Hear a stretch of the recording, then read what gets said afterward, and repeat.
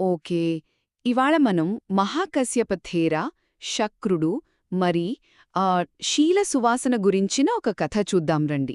అయితే ఈ బౌద్ధ కథ ఉందే, ఇది చాలా ఇంట్రెస్టింగ్గా ఉంటుంది. ఓ గొప్ప సన్యాసికి, దేవతల రాజుకి మధ్య జరిగిన ఒక సంఘటన అన్నమాట.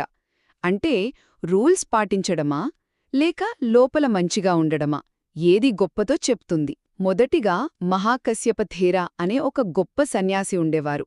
ఆయన 7 రోజులు డీప్ మెడిటేషన్ చేసొచ్చి పేదలకు ఏదైనా హెల్ప్ చేద్దామనుకుని భిక్షకు బయల్దేరారు. అప్పుడే సీన్లోకెంటరయ్యారు దేవతల రాజు శక్రుడు, అంటే ఇంద్రుడన్మాట. ఆయనకేమో అంత గొప్ప సన్యాసికి భిక్ష ఇస్తే చాలా పుణ్యమొస్తుందని ఆశ.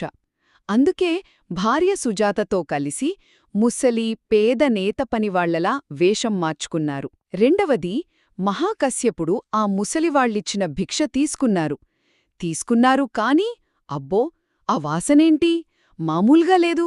అప్పుడే తెలిసిపోయింది ఆయనకు, ఇది మామూలు ఫుడ్ కాదు, వచ్చింది శక్రుడే అని. చాలా నెమ్మదిగా అడిగారనమాట, ఎందుకులా వేషం మార్చొచ్చావ్? పాపం పేదలకు పుణ్యం రాకుండా అడ్డుపడ్డావేంటి అని. అప్పుడు శక్రుడేమన్నాడంటే, స్వామీ, నేను దేవుళ్ళకి రాజైనా సరే, నాకన్నా ఎక్కువ పుణ్యంతో పుట్టిన కొత్త దేవతల ముందు నేనూ పేదవాణ్ణే కదా, మరి ఇలా ఇచ్చినా పుణ్యం వస్తుందా అనడిగితే మహాకశ్యపుడు తప్పకుండా వస్తుంది అని చెప్పారు. చివరిగా ఈ విషయం తెలిసిన బుద్ధుడు అక్కడున్న భిక్షువులకు ఒక ముఖ్యమైన విషయం చెప్పారు. చూడండి, పూల వాసనగాని గంధం వాసనగాని అవి గాలితో పాటు కొంచెమే వెళ్తాయి, కాని మంచి నడవడిక, అదేనండి శీలం, దాని వాసన ఉందే, అది అన్ని వైపులా చివరికి దేవలోకాల వరకు వెళ్తుందట.